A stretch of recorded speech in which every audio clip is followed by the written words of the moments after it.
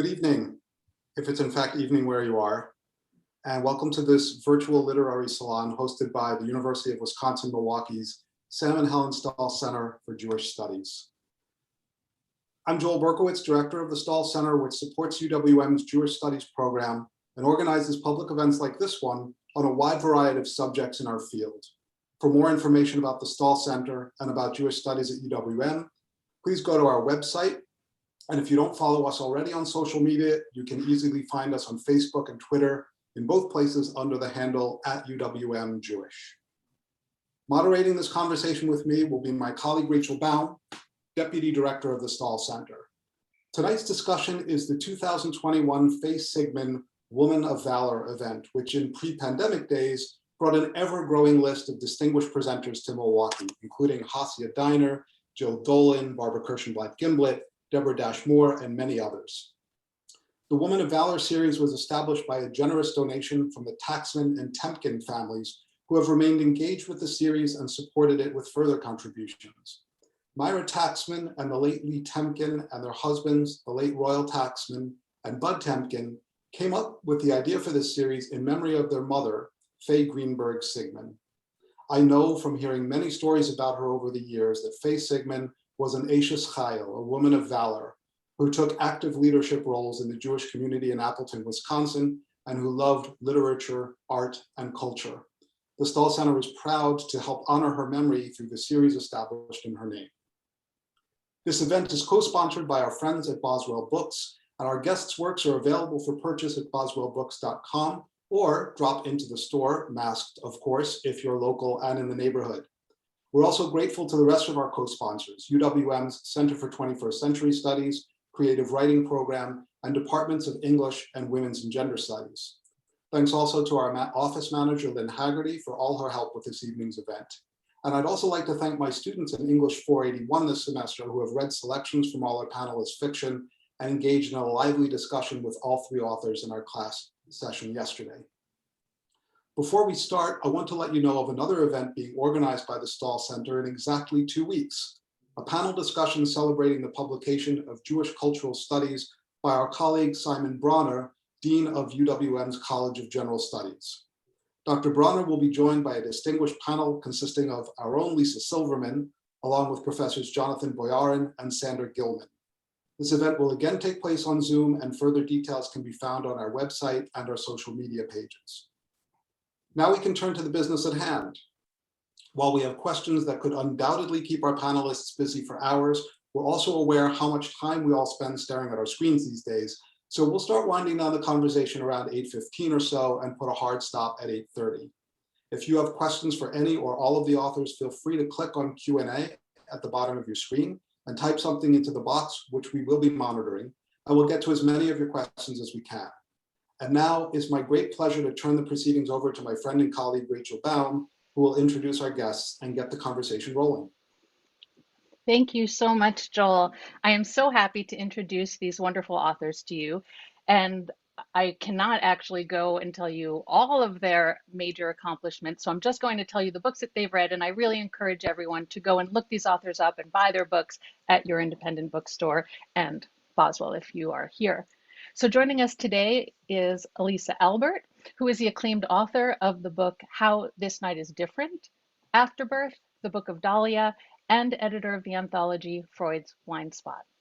Then we have Molly Antopol, who is the author of the award-winning short story collection, The Un-Americans. And lastly, Lauren Fox, who is the best-selling author of the novels Still Life with Husband, Friends Like Us, Days of Awe, and Send For Me. It is such an honor and a pleasure to be with all of you tonight. So I want to just sort of start off this conversation with a kind of check-in and ask you, how are you?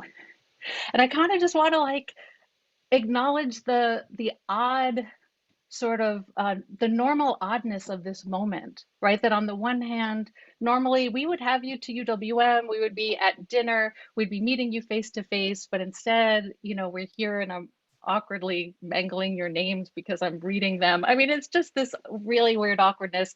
And yet we've been here for a year. And so if it's awkward, it's kind of becoming a normal awkwardness. So I want to ask you about how you are, both as people and as writers during this pandemic. And again, because of the awkwardness of Zoom, I'm going to call on you. So, Elisa, how are you? Thanks for asking, Rachel, and it's nice to meet you. And this is so much better than nothing. So very glad to be here. And then, on the other side of all this, if there's such a place, when we are at dinner and schmoozing in person again, we'll appreciate it all the more. I'm well. I'm very fortunate. I cannot complain. My family is strong and healthy, and we have a sustainable, workable life where we're at. So we've been able to sort of carry on without too much trauma. Although what I absorb from the energies all around is very, very challenging to sit with and metabolize. But I think we're all in that boat. Mhm. Molly, how are you? Thank you for asking. I don't think anyone's asked me any of these. Anyone's asked that. I'm well. It's funny. It's just realizing, I guess, that it's become normalized. It was hard in the beginning. Like a number of our relatives were sick, and that was really hard. Like got COVID, and that was really hard. But now, I mean, I think we've just all gotten used to it. And maybe the hardest thing for me is I had mentioned right before this started that I have two kids. One's in kindergarten and one's a year and a half. So that's sort of like that's sort of like two tough ages to kind of deal with without school for this long. Although now that's kind of going back to it. But actually for me with writing, it's been in a way, even though I have a lot less time to write, and all of my teaching's on Zoom. And so that's, kind of requires learning a new skill set. But I think that, I don't know, I was saying this yesterday, I mentioned this yesterday to Joel's students, that there's actually something for me about like having everything be so homebound and so kind of like contained within one room, where it's actually been really useful for me to just kind of like sit in a room and have fewer places to go and think about my writing and think about, I've been able to kind of think about my book in a new way, because I was out traveling and just kind of in the way that all of us are. Like I was just like so out in the world, and so the idea of like kind of really being in and cocooning has actually been really, really productive, even if I've had fewer hours in the day to work. So Yeah. And Lauren, you have launched a book during a pandemic. So how are you, and how are you as a writer? I'm also well. We're all in the same boat. We were about a month ago able to start seeing my parents again, and that made a huge difference in everybody's well-being. I mean, definitely as a writer, I'm in sort of a fallow period. I've always had an open door policy as a mom, which turns out to have been a big mistake. No, I'm just kidding. It just is what it is right now. Just kind of like letting everybody have their feelings and be, kind of where they are right now. So I feel like this is just not a time when I've been able to be super productive. And I have launched a book. For me, the silver lining has been not having to travel. It's really been lovely, actually. I mean, I miss meeting people, and I miss sort of, seeing people face to face for sure. But it's also been nice to do events, in my, I was going to say my jammies, well, not fully in my jammies, but just it's easier to sort of have it kind of encapsulated. So I mean, that's been a silver lining for me amidst a lot of sadness and difficulty. So kind of like we're okay. That's good to hear, and it's not to be taken for granted. It's in these crazy times that we're living in. And I think maybe that's a good segue into asking something about your writing, that as different as your styles and approaches are from one another. One major feature that runs across much of all of your work is your exploration of familial and romantic relationships in the context of very specific and charged moments that not always, you're not always sort of putting people in Jewish history, and they're not always Jewish characters, but all three of you sort of take those things and deal with moments in Jewish history or the Jewish present. And I'd be interested in each of you talking a bit about how you find your way into both the emotional and psychological nuances of a story, alongside all of those sort of details of setting and time and historical moment that deal with. And so maybe we'll just go in reverse order and come back to you, Lauren, to answer that first. That's such a good question, and I have to think about it for a second. It's because it's been a while since I've found my way into any moment in terms of my writing. You know, it's sort of hard to reach back and try to remember anything about my process at this point. But I think it requires a sort of existential quiet, you know, and I think I'm just basically working with, as most writers are, I'm just working with, you know, all of my obsessions and observations and, you know, the things that are kind of like whirling around in my head. And it just takes, I take a lot of notes, and I find, you know, eventually I sort of I sort of sit down with pages and pages of notes. And it just so happens that, you know, my obsessions are my lived experience and history and my family's history and relationships. And, you know, I feel like it's maybe less intentional and more organic how I sort of come to the themes of Jewish history and, you know, those particular settings and themes. I don't think that was, I don't know, I guess I'm not really sure how I find my way into it, but I know once I'm there that, you know, I'm like working with these ideas and that my research comes into play, and yeah, that's it. Thanks. And, you know, and I'm still processing Send for Me, which was, you know, as you know, we read in my course, and it was the last thing, or well, actually with one of Elisa's stories was the last thing on the syllabus, and certainly the most, it actually came out this semester. So it was the most recent work by far that we were reading. And I think one thing that's so beautiful about it is that, you know, for those of us who are familiar with you know, Hitler's rise to power and how the subsequent years unfold up to and through World War II, you know, we know a lot of those, you know, those terrible milestones, but you really bring us into that on a sort of daily basis. And, you know, we're living with these characters and the sort of mundane parts of their lives, but the parts of their lives that are really part of, you know, part of a huge, you know, turn in history. And it just, there's something that's just so, poignant about that. And obviously, and I'm sure we'll talk more about this, you know, based, as you said, on family history, partly, as well as imagination. Molly, how about you? I would say it's really similar to what Lauren just described, about it being about, you know, Jewish history and all of these familial ripples, all of that kind of being less intentional and more organic. For me, whenever I start with idea, my story tanks. Like whenever I'm like, okay, I want to write a story about this, and here are these like big things that I want to work with, and here's the time span, and here are the places. Every time I start that way, when I start big, it just like collapses. And for me, I think that I always, for me to feel good about a story, like good enough to want to put it out in the world, the ones that succeed for me always start really, really small. And so it will start with, I think this is actually with all my stories, they'll start with an image I can't shake. And I don't know where the image came from. I don't know what the image is, but I remember once I had an image of like a young boy jumping off a rock into the ocean, and he was sort of having this like very gleeful, this sort of like gleeful, youthful moment. And I had this image, and so I thought, okay, I'll write toward that moment. And then by the time I, got to page 2 of the story, there was no boy, no rock, like no ocean, but I was in the story. And I feel like that's how it always has to happen. It's this strange thing, and I don't know what it is, but it's either an image or it's a sound. It's sort of like the sound of a person's voice. And I think, oh, well, there's an interesting musicality to that voice. Why don't I follow it? And then maybe on page 3, I'll get to something interesting that person says. And then I kind of go from there. But it has to start really, really tiny and then kind of build out from there. Thank you. That's such a vivid way to describe that. And how about you, Elisa?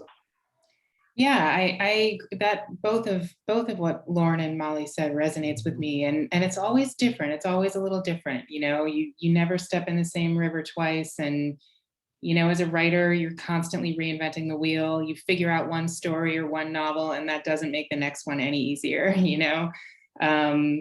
And to some extent, the stories are writing me. That sounds very kind of mystical, but I'm sort of a vehicle. I'm there to sort of figure out what it wants from me. And sometimes I don't like it, you know, sometimes I'm like, oh, please, no, you know, can I just take the easy road?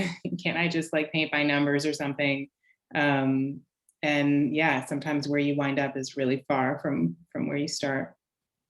Elisa, I was struck yesterday, and I didn't sort of, the conversation went elsewhere. I didn't get to say this, but you were talking about afterbirth and you sort of, being a doula and talking about, sort of becoming, I don't know, I remember exactly how you put it, but a kind of repository of people's stories, and people sort of, they know that you would be bringing stories. And I thought about that as the sort of thing that so many women and their partners, carry around stories like that, that they don't necessarily tell until there's that opportunity. And that being a kind of snapshot of what at least certain kinds of writers do is, bring these stories out. Well, I guess, any good fiction writer is doing that in some way, right? It's sort of bringing out these stories that otherwise, don't see the light of day in quite that way. Right. The other thing is just being like a champion eavesdropper, Right. and like a magpie too, building a little nest,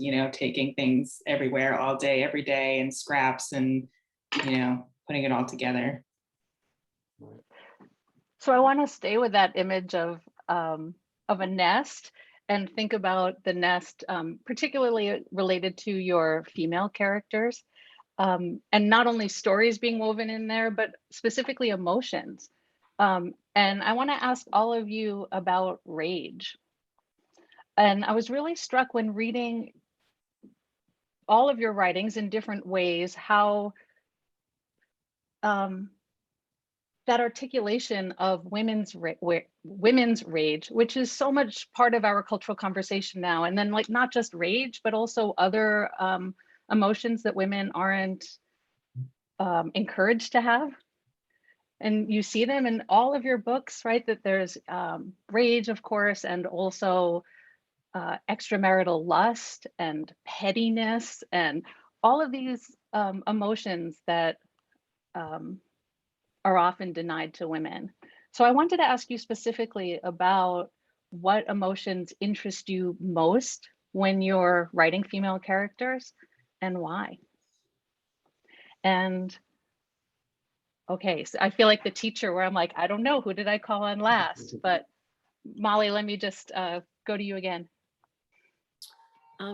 Yeah, I think absolutely yes, yes, and yes, and yes. And I think that I think for me, it's just like what feels, first of all, it's like, there's always that feeling of trying to write the things that you wish existed, right? There's always the feeling of like, okay, I want to write this story because I can't find it anywhere. And I'm trying to find a way to create to kind of try to create a narrative around the things that feel uncontrollable in life. And there's something like that I feel like that's always what I'm trying to do, right? Something just feels kind of terrifying and uncontrollable, and I can't name it and I can't really see it. And so the goal, like in draft after draft after draft, is trying to create a narrative structure that can kind of contain and control this. And I'm trying to turn it into something else. And that, so to the point where I can kind of hold it in my hand. It's not, I can name it and then I can actually even look at it. And I think that's always the goal.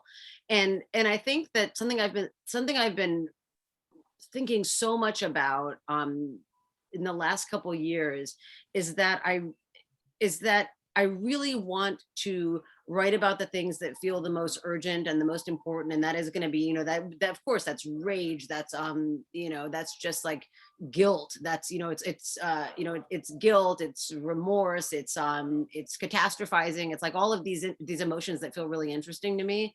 And I want to try to capture emotional and psychological messiness as best as I can, while still trying to keep the sentences themselves really tight and compressed. And so I feel like for me, that's just like a process of drafting, of being like so angry or so sad or whatever it is, like in that early draft, and then trying to hold on to the urgency of that early draft while reworking the sentences and trying to think, okay, well, how can I just tighten this and sharpen this and make it feel, make it feel as tight as possible while still retaining all of that emotional urgency that feels messy and feels like it's going to spill out. So it's like that level of, I guess, like syntactical control that I'm trying to do draft by draft. Thank you. Lauren, what do you think? What emotions? You know, I just love writing about like the ugly stuff. I just love like, but like there's a scene in Send for Me where the mother comes home from a long day of work and her teenage daughter is asleep on the couch, and she had given her, you know, she'd wanted her to like clean up the apartment and start dinner.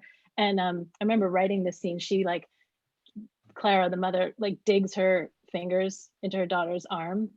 And I just like, I don't know, I felt like there are just those ugly moments are so, you know, we push them away. And I just love writing those moments that like make a character, you know, real and unattractive and but relatable, and you know, just flawed and like making potentially like bad decisions, but like still trying this delicate balance of keeping the reader on their side, or at least rooting for them to, you know, to like not necessarily, not, I don't really believe in like relatability as a concept when it comes to fiction, but just like keeping the reader sort of hoping that, you know, this character will like be redeemable, or, you know, so that like this very like sort of delicate balance between the ugliness and the you know, the beauty. And I just remember writing that scene where she digs her hand into her daughter's arm, and somebody told me when my kids were little that the squeeze is the new spank.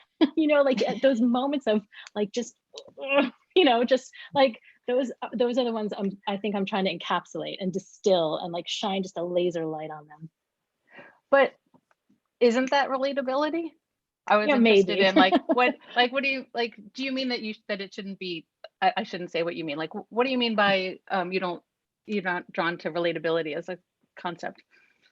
Well, I just think that, you know, maybe it's likability that I'm not drawn to. I just feel like, you know, female characters and women writers are like, that's such a, like, that's hung over us, you know, like I didn't like this book. Because the characters weren't likable. I just have no interest in that as a concept or a mission, you know, but because so much of what we feel in our daily lives isn't, you know, doesn't make us particularly likable. It's just, that's not interesting. Yeah, I'd be hard pressed to imagine that that there aren't many mothers who did really relate to that feeling of exhaustion that you capture so well, of just, you know, asking your child to do something again, and not to exclude fathers who I'm sure can have their own frustrations, but I think it was a rather relatable moment for, you know, what it's worth. Well, men, I think, are allowed, like male writers are allowed, like the male characters are allowed rage, you know, and those ugly sentiments are just not as, you know, weighted for them historically. How about you, Elisa? I am thrilled to be living in an era when people with XX chromosomes are afforded full human range of emotion and experience. I think that's a super exciting development. I was like, wait, when cool. did I didn't get the news today. When did that, what? Guess what? Oh, you know, whatever we're to be called now, we're also human. It's a really strange thing, and I've seen it evolve a lot even since, you know, my first book came out in 2006. And some of the ways people were sort of allowed to talk about it, I don't think would happen today. And I have to hope that's going to keep evolving. You know, I always like to say, like, a character in a story doesn't know that they're a character in a story, unless it's a super meta story, in which case, you know, different conversation. But a narrator isn't running for office. You know, the word politic is literally the antonym of the word genuine. And, you know, like I was saying yesterday to Joel's students, if you want a sort of a bullshit veneer of everything being on the up and up with everybody all the time, you can access that anywhere, anytime. It's, you know, it's for sale. It's the advertising industry. It's, you know, it's very immediately accessible anytime you want. Entertainment, lots of tidy resolutions, lots of feeling good about ourselves, not interrogating anything that's too threatening, or but entertainment and art are two different things. And, you know, as artists, we have to become very, very practiced at like sort of dancing and playing in the shadows and in the margins. And that's where anything interesting is going to be.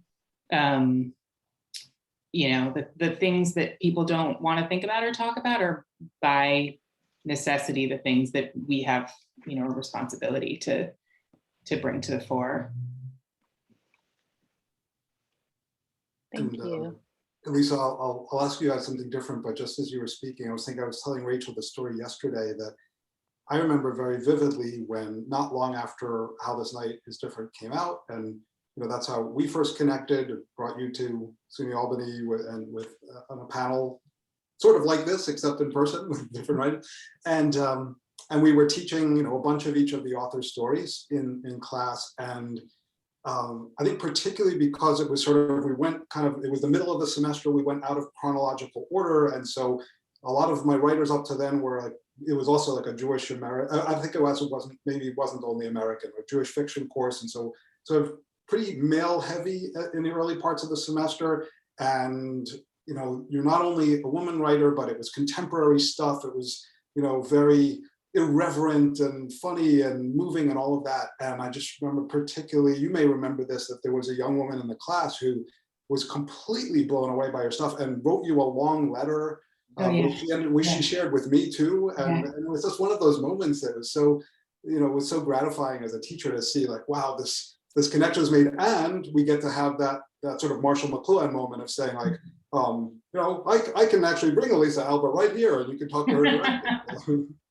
I don't think you're allowed to bring Woody Allen into this, Joel. I know I did that. That was kind of dangerous. And you know what? I'm about to mention another problematic man. So we can do with this what you will. But I'm just gonna go to these places. Like problematic man bingo. Let's go. Yeah, here we go. Okay. So much of Elisa's and Lauren's writing seems to invite, intentionally or not, questions about the extent to which their work is autobiographical. For example, Elisa, your love letter to Philip Roth, Etta or Bessie or Dora Rose, which anchors that story collection, or Lauren's novel Send For Me, inspired by actual correspondence between ancestors of hers in Germany and the US during the Holocaust, or say before and during the Holocaust. The connections between Molly's life and art are arguably less noticeable, maybe at least so far, but she's commented on episodes from her family history, inspiring some of her writing.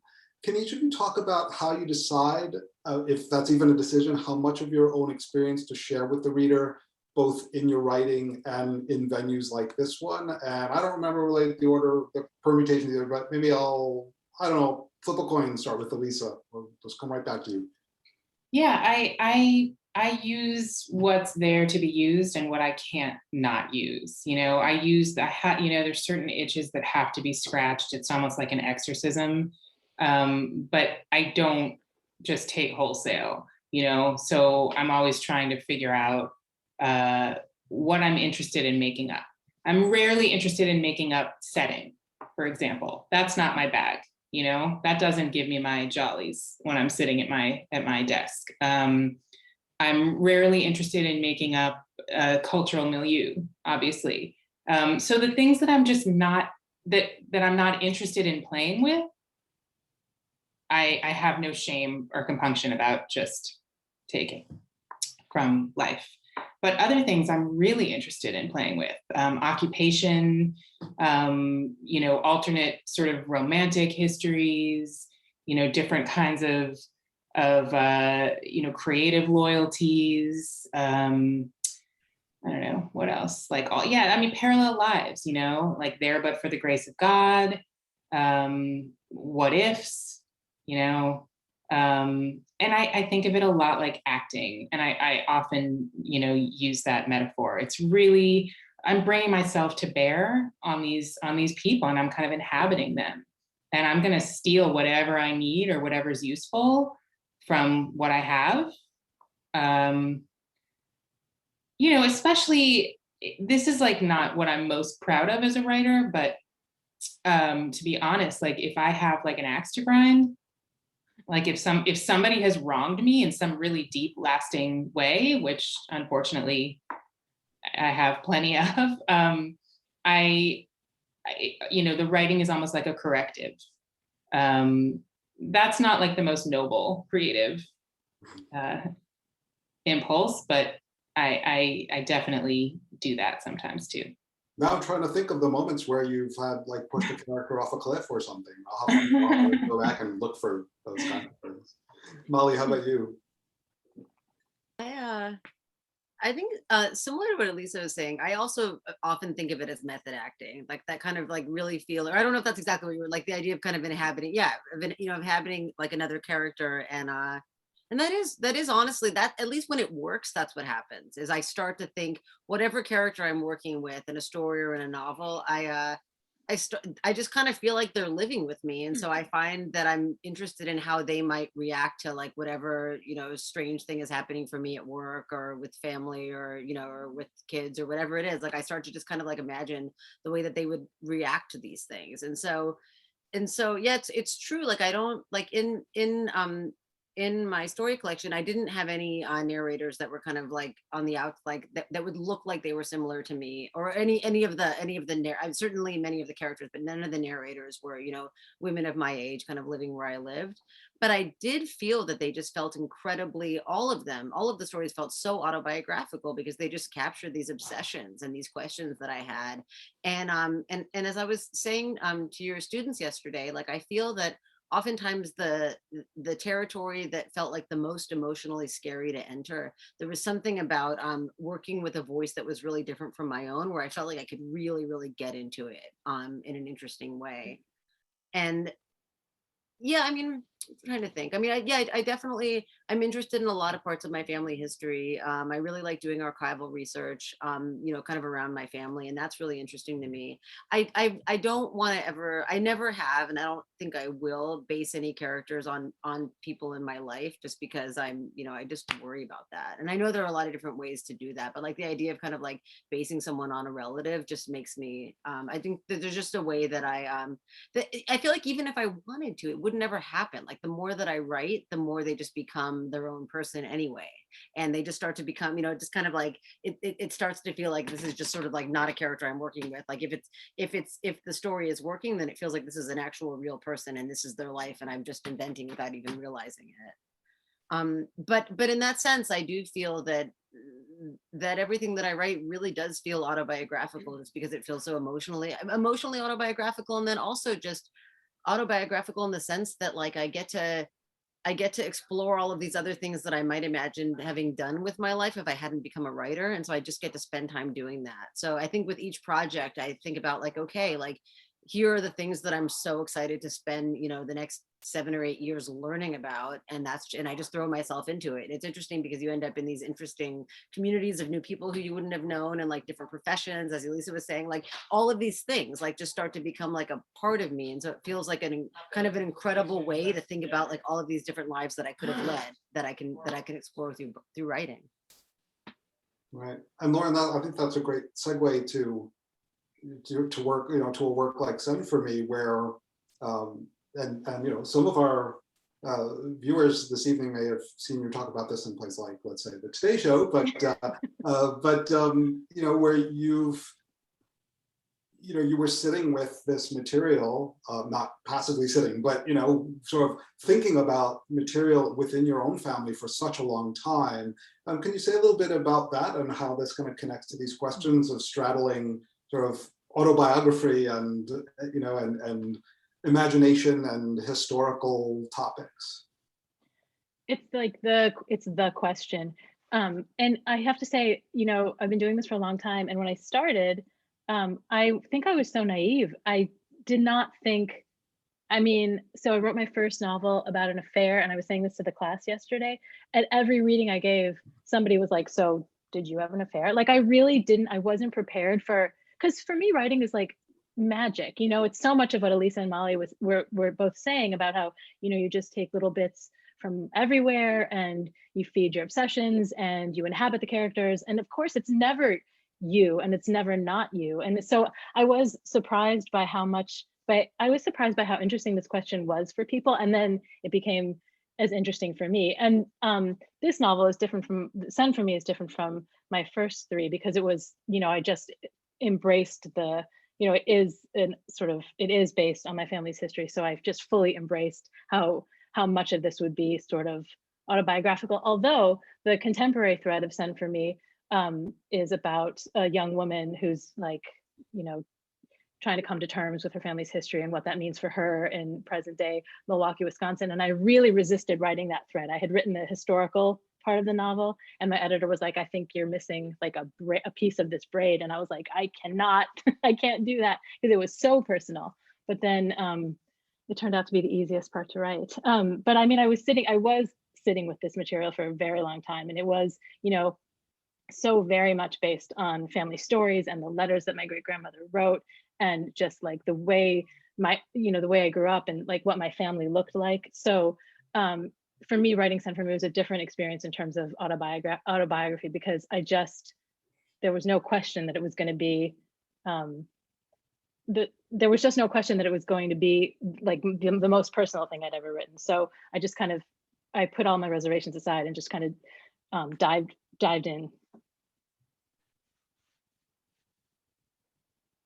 So, and thinking about the sort of like the ties, those tethers, the things that tether you to the story. And Lauren, you're talking about, being tethered to your family's story and how difficult it was to bring in something more contemporary and to weave that strand of the braid in. I really wanted to get at to ask you something about how you feel tethered or don't want to be tethered to Jewish history, to Jewish authorhood. And I want to ask the question in this way. I want to ask the question by bringing up the end of Molly's story. My grandmother tells me this story. And the story ends with the grandmother saying, why don't you go out in the sun and enjoy yourself for once, rather than sitting inside scratching at ugly things that have nothing to do with you? These horrible things that happened before you were born. And when I read that, I thought, I want to ask you, like, did these words speak to you? How much do the horrible things that happened before you were born scratch at you as Jewish authors? And if they do, how much do you want to go out in the sun and just enjoy yourselves? So Molly, since it's your story, I want to start with you and your connection to those words, and whether you feel sort of called by them, even though you wrote them yourself.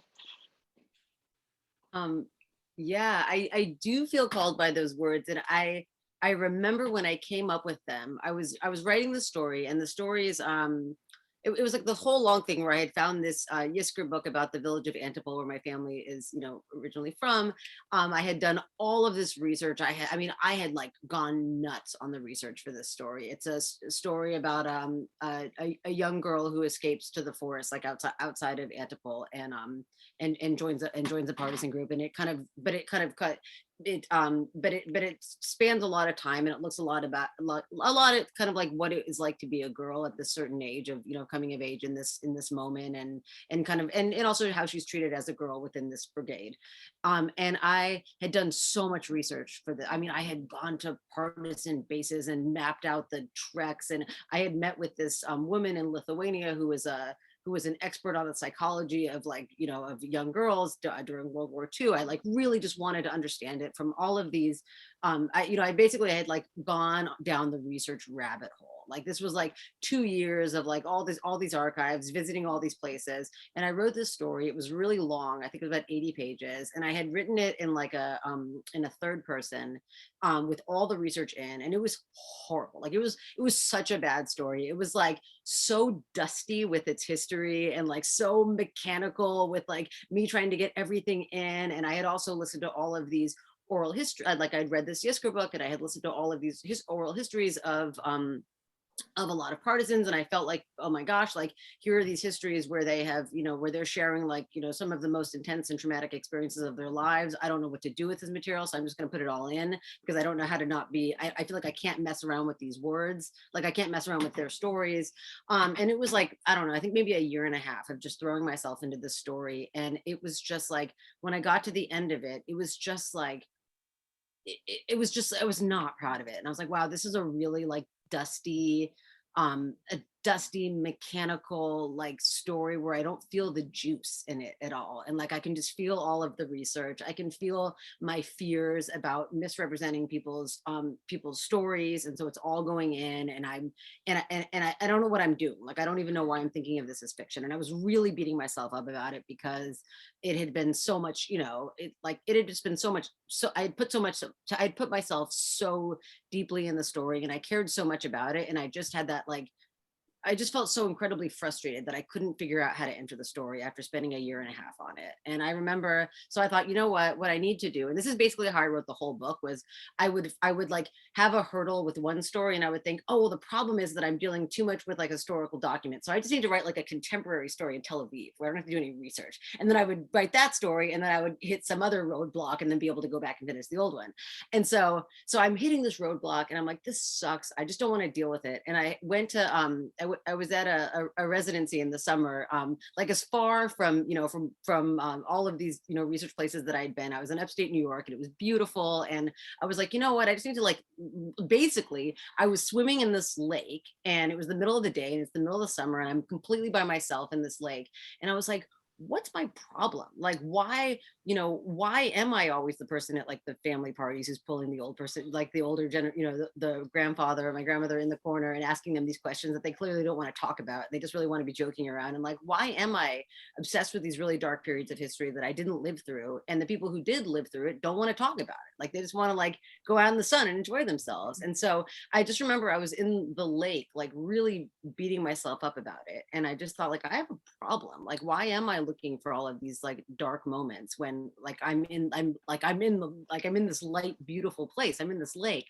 And then I thought, you know what, like maybe that's the tension. Like maybe the actual tension of the story is one person really resisting telling a story to another person who she can't even, like, this grandmother can't even figure out why this granddaughter even wants to know this, and like why she would even want to go there. And so I thought, well, that actually feels like something really a lot like juicier to me to write about. And so then I thought, okay, I'm not going to get out of the lake until I figure out like the first paragraph, because if I can figure out the voice, and I can figure out this kind of like really like a voice of someone who's resisting things and is angry that she's even being asked it. And if I can kind of access that voice, then I can figure out what the story is. And so I remember staying in the lake, and I figured out the first paragraph, and then I thought, oh, okay, well now I can kind of figure it out. Okay, and now if I'm working with the direct address, which is how the story is structured, it's the grandmother telling the granddaughter the story. I thought, oh wow, if I work with this direct address, then suddenly there's this like level of intimacy between these two people, which means I can get rid of all of this research that's completely weighing down the story. Or I hope I got rid of all of it. So then I thought, okay, well now I can just like cut all the flab off of this, because these two people know each other, and they know what their stories, they know what their family stories are, and they have a relationship. And it can be, and so it can get at the intimacy, it can get at the resistance, and it can get at the anger of being poked to talk about these moments of history that like this, that she doesn't want to talk about anymore. And so somehow I remember being in that lake, like by the time I got out of there, I thought, oh, now I know how to write the story. And of course it was now like a year and a half after I had begun it, but I had suddenly figured out the shape, and I was able to cut like 60 pages just by kind of figuring out that tension. And so I think for me, it was like all of the question that you asked about like why don't you go out in the sun and enjoy yourself, like rather than scratching at those ugly things. I thought maybe what I want to do in my writing is try to figure out why it is that I scratch at these ugly things, but then think about how that affects everyone else. And so that was how I accessed that. And did you, well, first I want to say, like, when you say, oh, I threw out all that research, like I feel it in my stomach, like just the sheer like bravery of doing that. But I digress.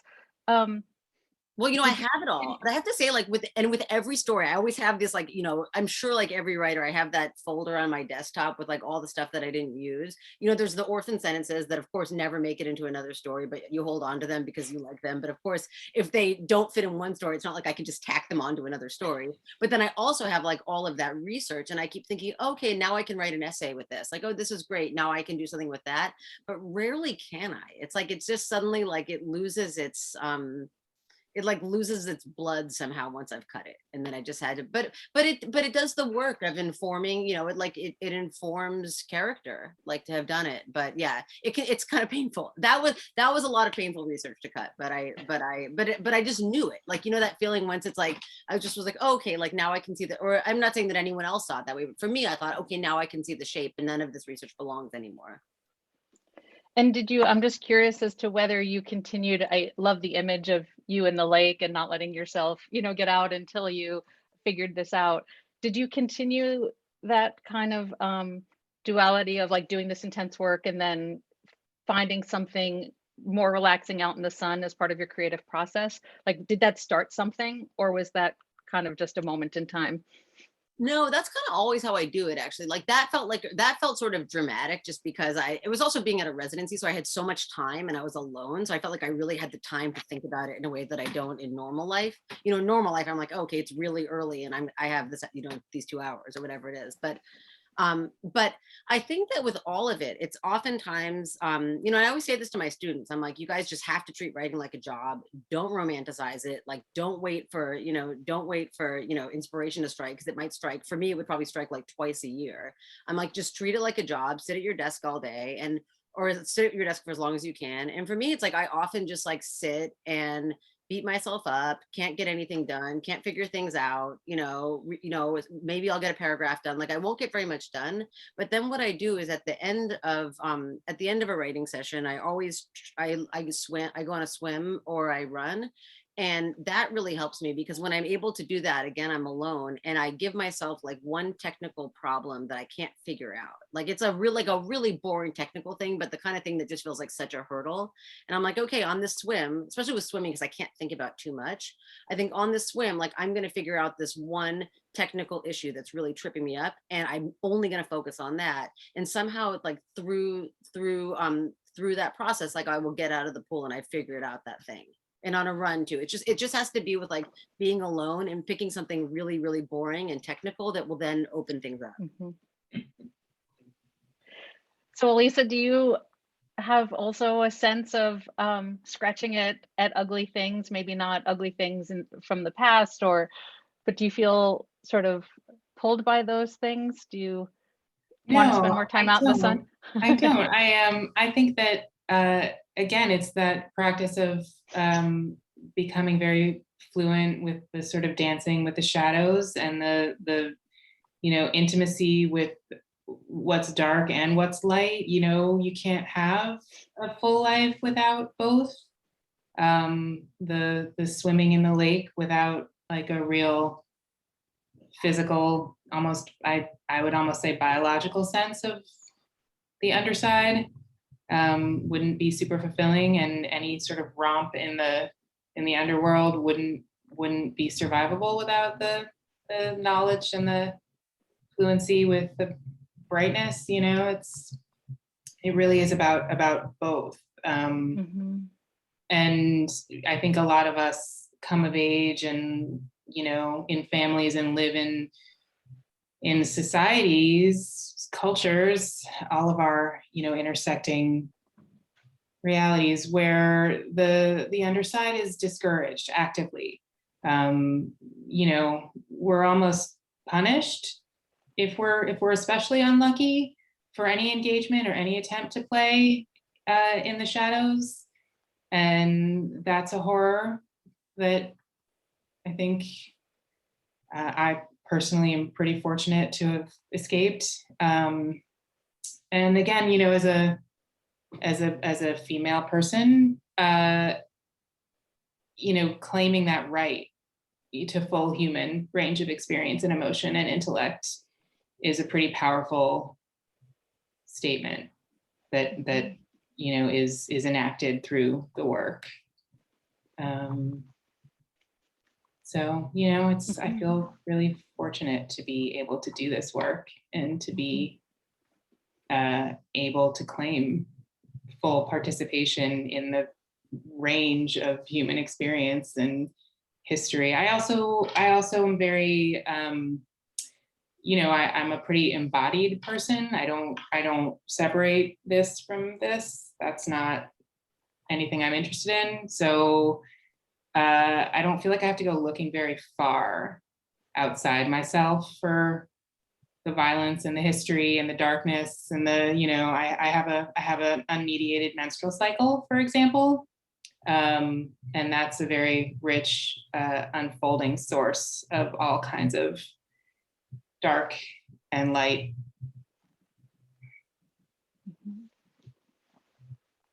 Thank you. Lauren, since I know you, I'm going to just change the question a little bit to say, I know that you've talked about how long it took you to write your current book, Send For Me, which is of course about your family's experiences during the Nazi era, and and the ways in which it sort of lived within you. And I don't know if this is a fair question to ask, but I was wondering if you could talk a little bit about maybe just why it did take so long, like, what and why now, like what brought out the story now. Well, I discovered the letters that I work with in the novel, 25 years ago when I was in grad school. And the first iteration of this book was a memoir, or an attempt at a memoir. And I remember I had a consultation through graduate school with a well-known memoirist, and she read like 200 pages of it, and then we were scheduled for like a half an hour conversation. I remember the first thing she said to me over the phone was, "Why is a young woman like you so obsessed with grief and loss?" in that accent. Why? And I remember being like, I don't think I can talk to you for the next half hour. Like, what else is there? I don't know. I I think I think this book took me so long because it's, the ugly stuff or the hard stuff. It's really, it's draining and it's hard to write about. But honestly, what else is there? I mean, and there's light and there's, interplay of the shadows and the light.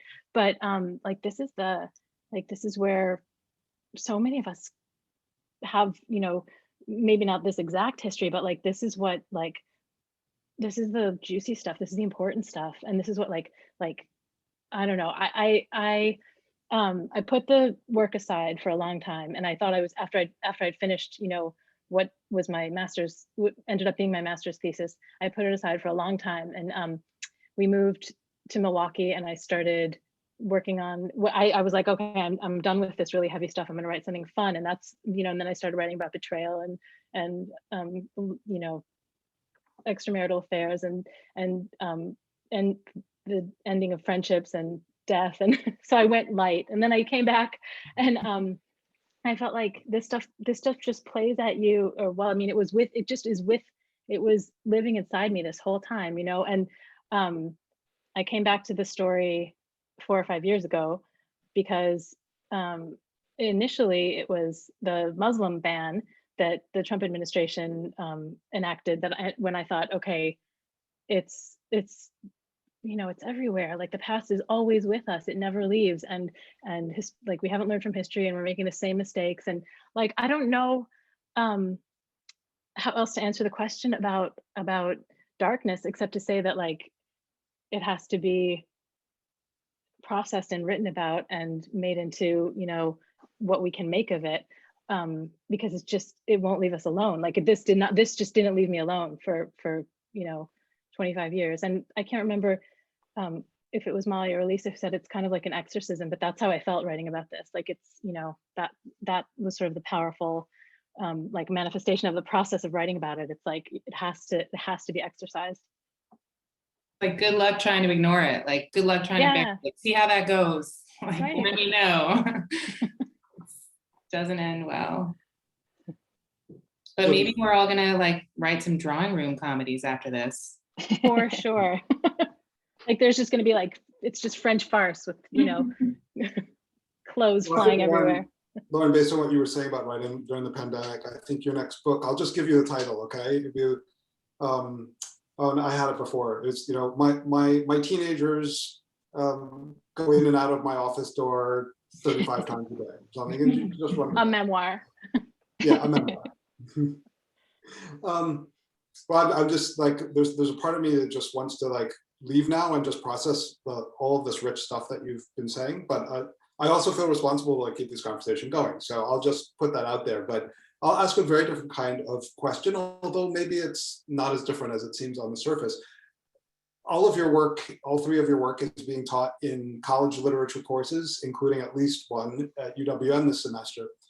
If you could have students read any one work of yours in conversation with any other work of fiction ever written, what would those couple of works be? And would there be something in particular you'd want students to get out of reading them side by side? I don't know if that's fair to just drop on you like that, but I'll, so this time I'll say like, who feels ready to just like jump in and answer that, and who needs more time to process it? Don't overthink it. Wow. Can we just It's say actually like a master's exam. Yes. Wow. Oh, I can jump in. Okay, go for it. I got you guys. I thought a lot about Exit West when I was writing my book. You know, I think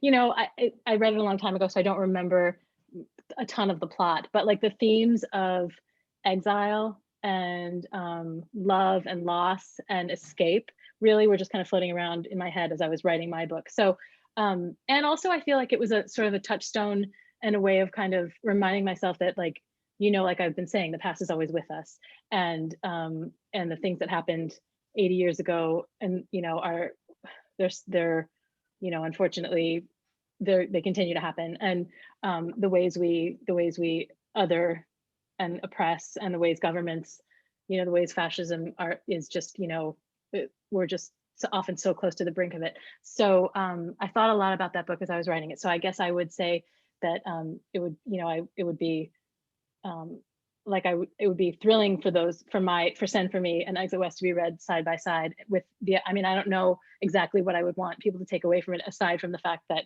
you know, maybe it sort of feels like a contemporary version of mine. It's Mohsen Hamid who wrote it.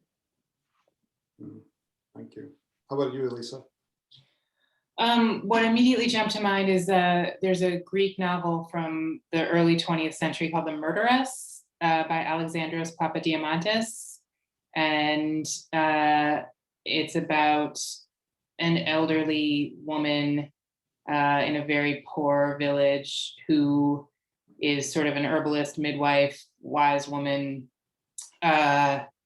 and they're just living in grinding poverty in the dowry system. And her sons are gone, and she only has daughters left, and daughters are useless. And if you don't have money, you can't marry them off. And her daughter has just given birth to a daughter, and the infant is very, very sickly and maybe not going to survive. And the grandmother, the protagonist of the novel, has been up for days with the baby, taking care of it. And as we all know, sleep deprivation is the most effective form of torture. And the woman starts to lose her mind and becomes convinced that the most merciful thing she can do is murder this child, just help it along out of this life. And she then starts killing other little girls in the village. And anyway, I won't ruin the ending.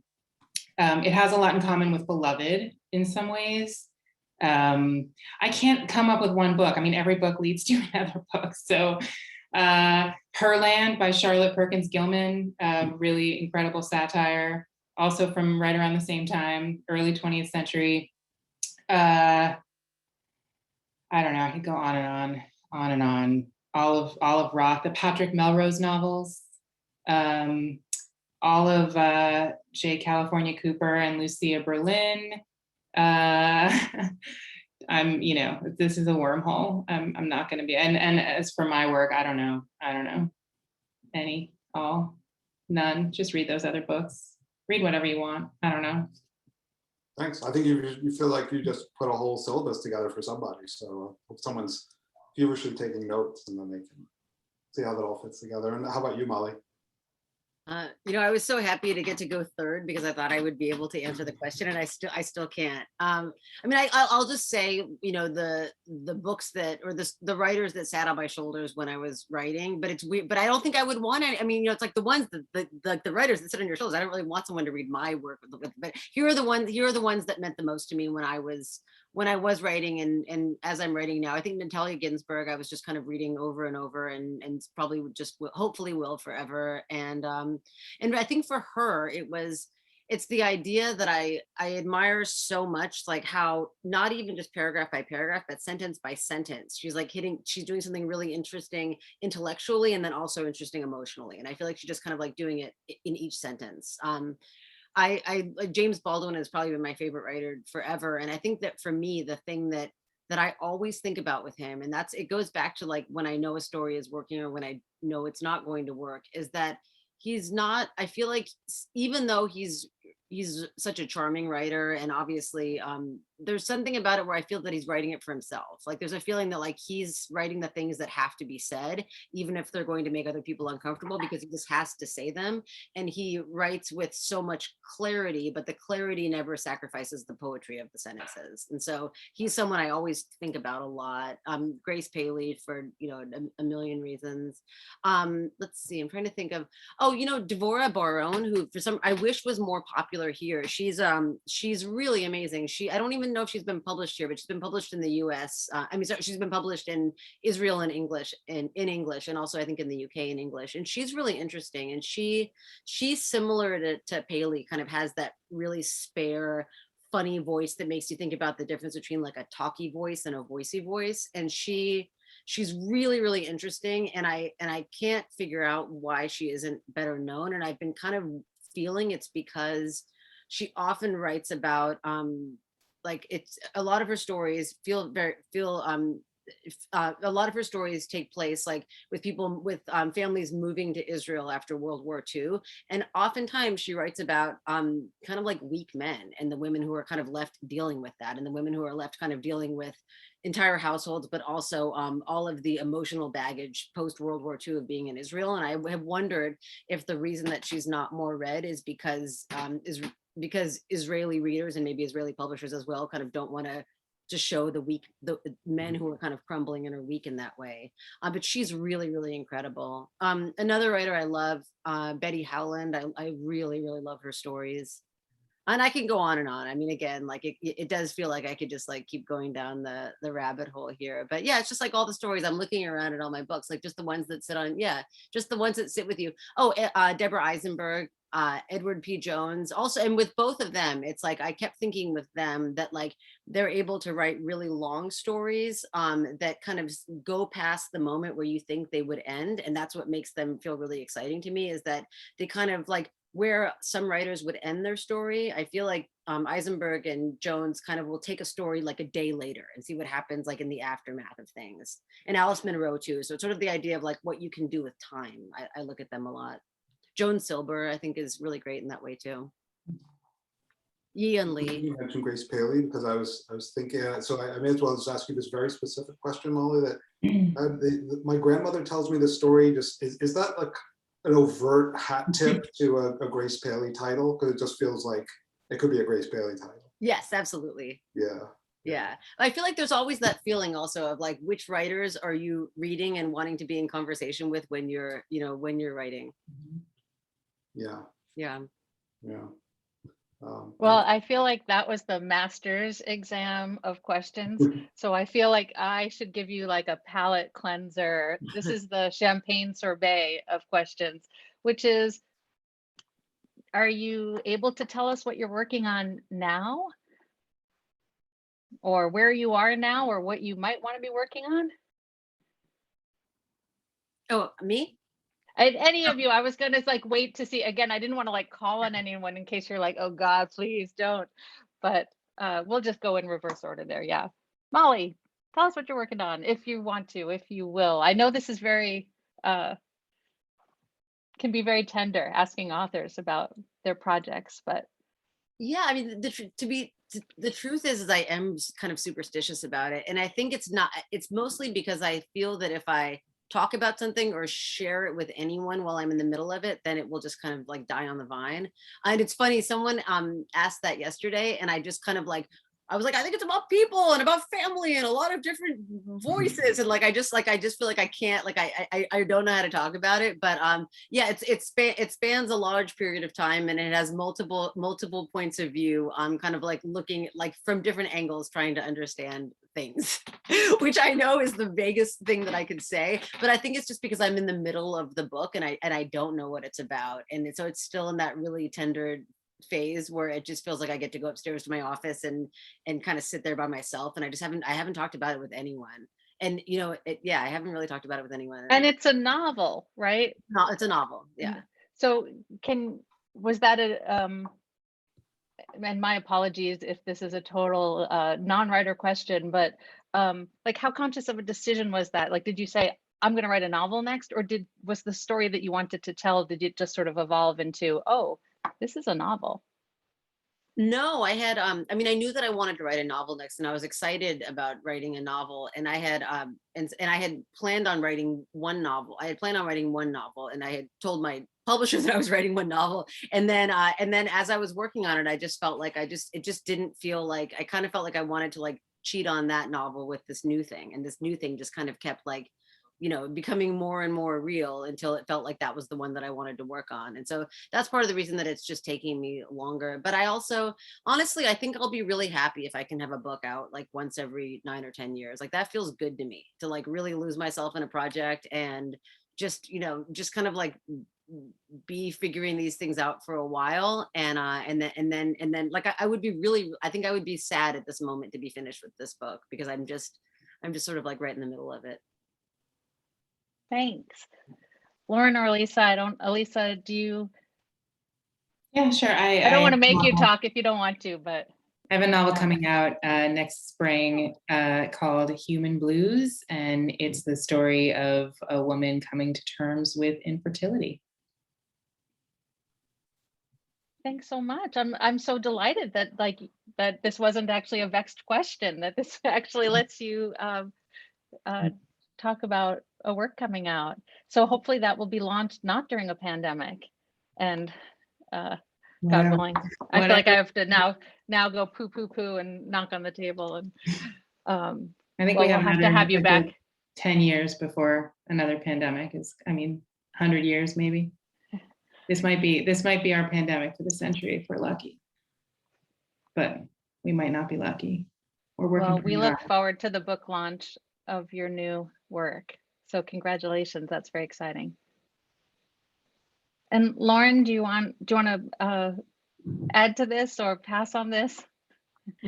Rachel, you know me. Though I did dream the other night the entire plot of my next novel, but then I woke up and it was gone. So that's what I'm working on, like trying to sleep more so I can get that back.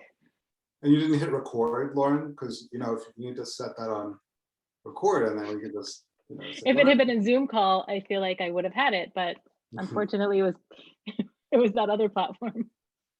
The Zoom implants for dreams. It can't be far, really. It can't be long. Okay, that's the novel. Thank you. That's how the magic happens, right there. Exactly. So this is maybe unfair for other reasons, this question, but you know, so some of certainly, I know that some of the students in my class are creative writing majors, and you know, we have a really vital program at UWM, and I'm sure that many other people who are reading your work are either they are writers, or they're aspiring writers. Is there something that let's say that you've learned recently, or is there like one particular thing in your career that you could like go back and tell yourself when you were starting out, like do this or don't do that? Is it anything particular that comes to mind that you think that writers out there would really benefit from? Lauren, I think you're actually even like literally raising your hand. Yeah. Don't go on Goodreads. I broke up with Goodreads recently, and it's been the best thing. That relationship was going nowhere. What is Goodreads? Can you Goodreads? What is that? Yeah. What is it? It's No, I'm kidding. Oh, I was like, she doesn't know. She's my hero. I have an inkling. I think I know. Yeah, right.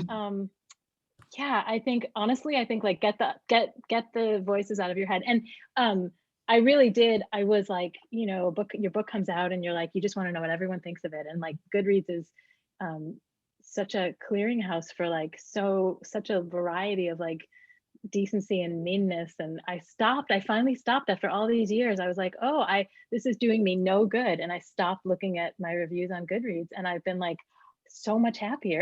And so that is my true advice. And also, we were talking earlier, actually, I can't remember the question, but Elisa, you were talking about like, you know, being a magpie and just taking, you know, just being an epic eavesdropper. And that I think is like, that's what I tell everybody who asks me for any piece of advice about being a writer, is like, live as a writer.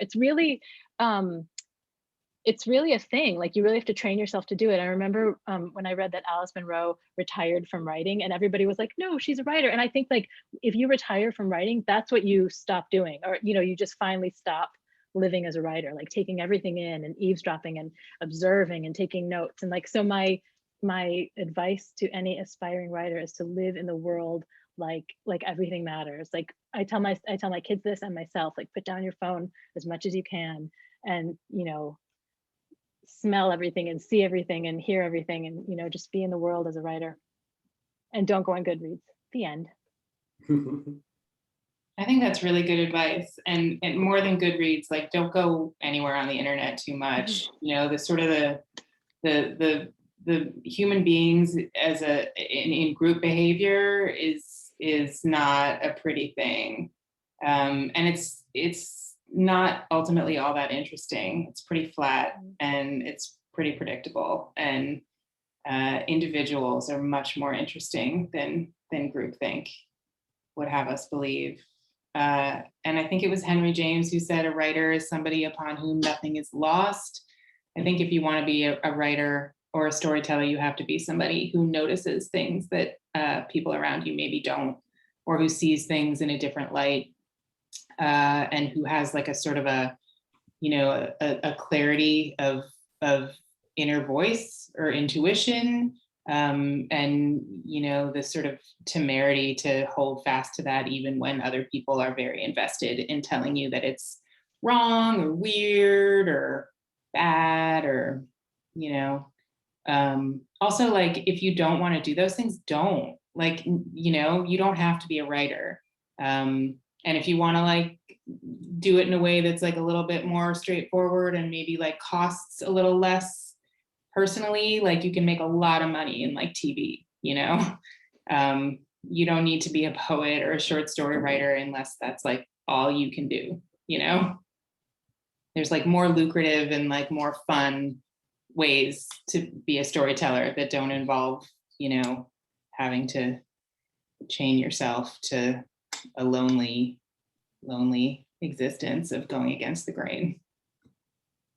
Thanks. And how about you, Molly?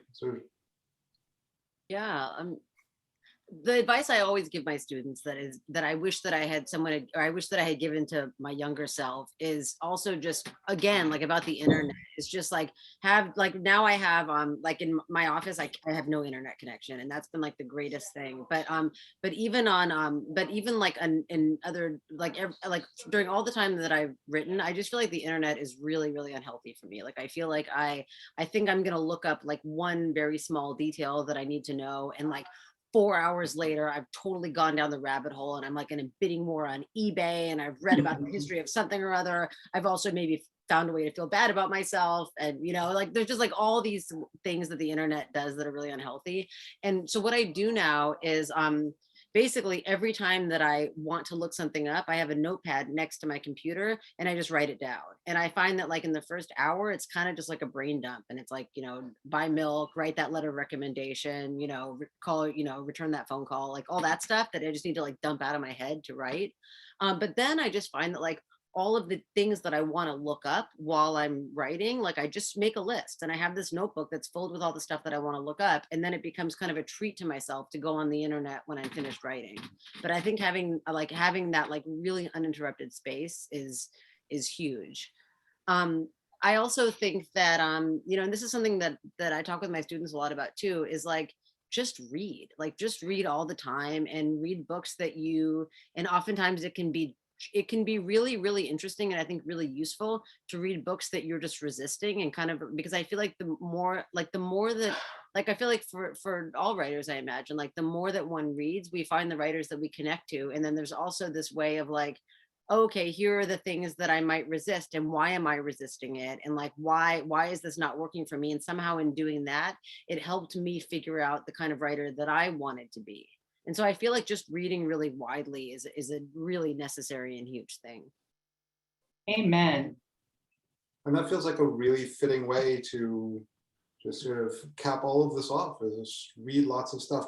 We are so grateful for the words that all of you have written, and the words that you shared tonight, and again for visiting my class today and giving my students and me that opportunity to just go right to you with questions. And of course, you know, they and I have many more. This has just been such a huge treat.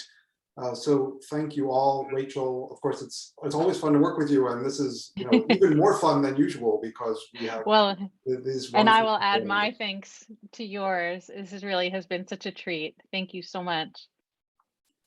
So thank you all for coming, and we, you know, there's a silver lining to all the terribleness out there, is we get to do something like this now.